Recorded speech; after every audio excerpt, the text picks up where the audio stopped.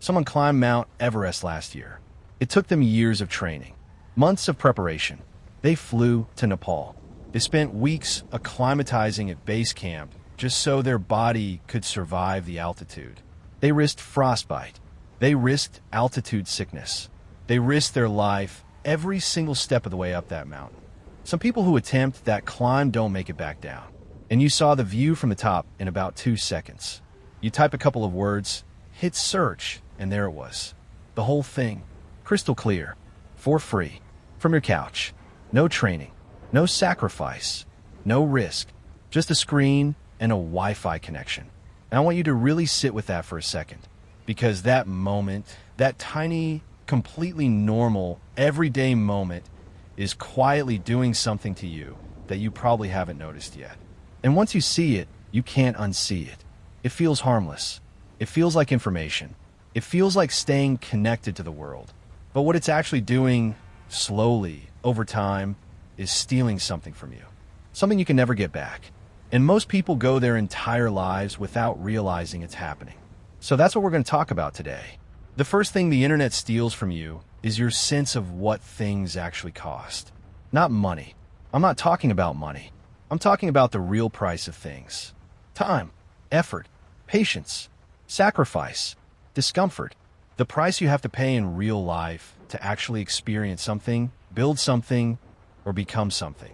When everything is available instantly, on demand, for free, from anywhere, your brain starts to lose the ability to feel what something actually took to earn. You see the summit, but you skip the climb. You see the result, but you skip the years of work behind it.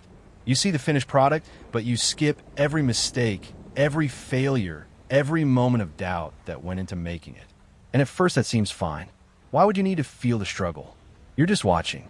You're just browsing. You're just passing the time. But here's what's actually happening underneath. Your brain is learning. Every single time you consume something without it costing you anything, your brain logs that as normal. Fast equals normal. Easy equals normal. Instant equals normal. And slow starts to feel wrong. Hard starts to feel like something is broken. Delayed results start to feel like failure. And then you go try to build something real in your actual life. A skill, a business, a relationship, a career. And it's slow. And it's hard. And it doesn't feel like what you've been watching on a screen every day. So you start to wonder if you're doing it wrong. Or if it's meant for someone else. Or if you should just try something different. And eventually a lot of people just go back to the screen. Because at least there, everything moves fast. Everything is already finished. Everything is exciting from the first second to the last. That's the trap. And most people never even realize they walked into it. Now let's talk about time. Because I think this is where it gets really uncomfortable if you're honest with yourself. Think about how many hours a day you actually spend online. Not just the obvious stuff like scrolling through your feed. All of it. The checking, the watching, the browsing, the 5 minutes here and the 30 minutes there, and the hour that disappeared while you were doing nothing in particular. Add all up. For most people, that number is somewhere between 4 and 8 hours a day. Some people more. And that number doesn't feel shocking because it didn't happen all at once. It crept up. 10 extra minutes one day. A new app the next. A longer video than you planned. Until one day, you couldn't sit still for 5 minutes without reaching for your phone, and you didn't even know how that happened. But let's do the math on what that actually costs you. 4 hours a day is 28 hours a week. 28 hours a week is over 100 hours a month. 100 hours a month is 1,200 hours a year. That's 50 full days. Every single year.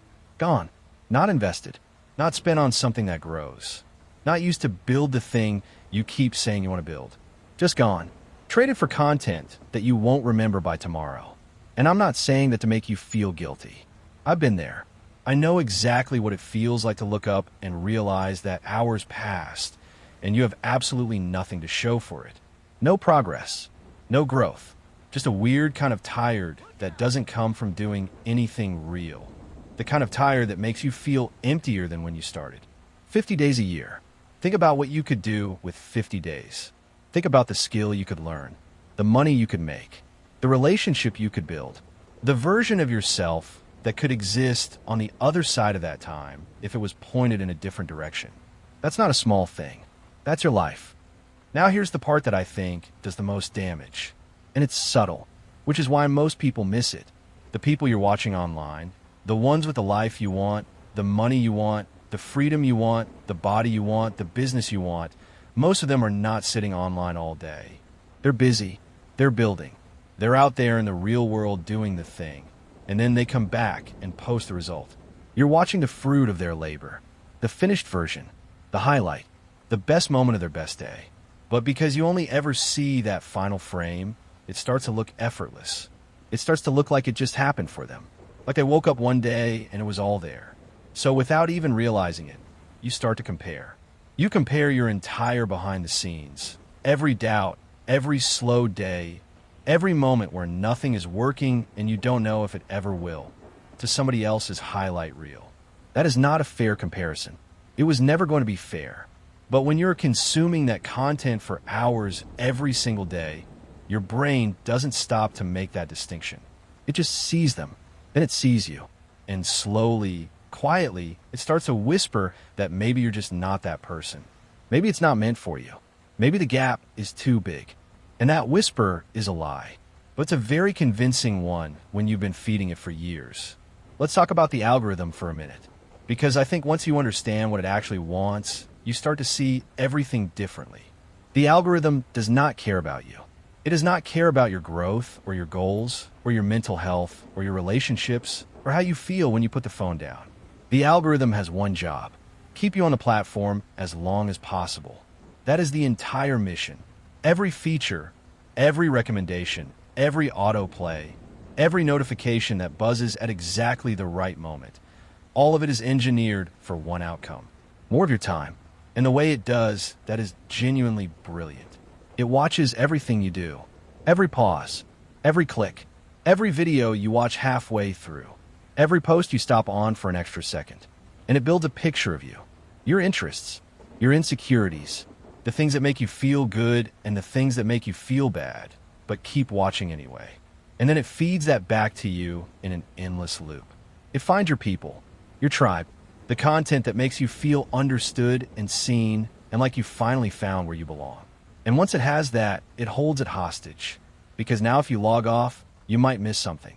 Now if you step away, you might lose the connection. The algorithm doesn't trap you with anything bad. It traps you with the things you actually care about. And over time, you start to feel like the internet is where your community lives. Like your real life, the one outside the screen, is somehow less than what's happening online. And that feeling is not an accident. It was designed. Real connection costs something. That's not a pessimistic thing to say. It's just true. Real connection requires showing up, being present, putting the phone down, and giving your actual time and attention to another human being. It requires you to be boring sometimes, and uncomfortable sometimes, and patient almost always. The internet gives you the feeling of that without any of the cost. You get the sense of community, the sense of being understood, the sense of being surrounded by people who think like you. And it feels real because it triggers the same parts of your brain that real connection does, but isn't the same. And deep down, I think most people know that. There's a reason you can spend 4 hours online and still feel lonely. There's a reason you can have 1,000 followers and still feel like nobody really knows you. The feeling isn't the thing. The feeling is just the feeling. And just like everything else that gives you the reward without the work, over time it starts to replace the real thing without you even realizing it happened. Here's what I think hurts the most when you really sit with all of this. Not the wasted hours, not the comparison, not even the dependency on the algorithm. It's the life that didn't happen.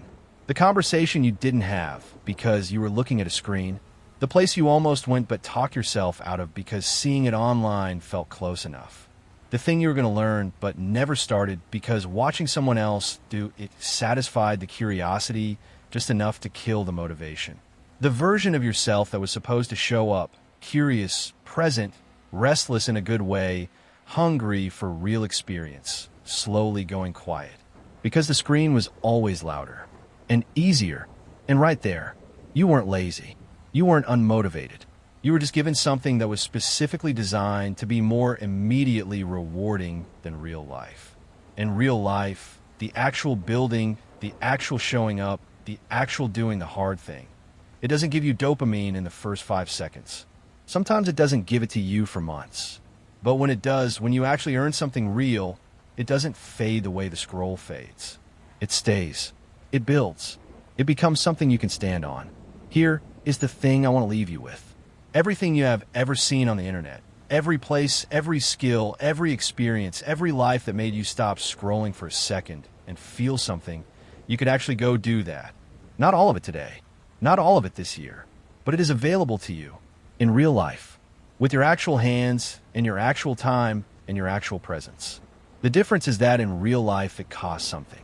Time, discomfort, showing up before you feel ready, failing in front of people, looking like a beginner.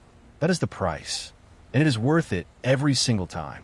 Not because the result is always what you expected, but because of who you become on the way there.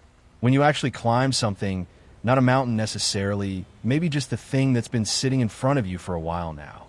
You don't just get the view. You get the person you had to become to get there. The patience you built, the discipline you didn't know you had, the quiet kind of confidence that only comes from doing something real. No algorithm can give you that. No amount of time on a screen can give you that. It only comes from the climb. You already know what you're supposed to be doing.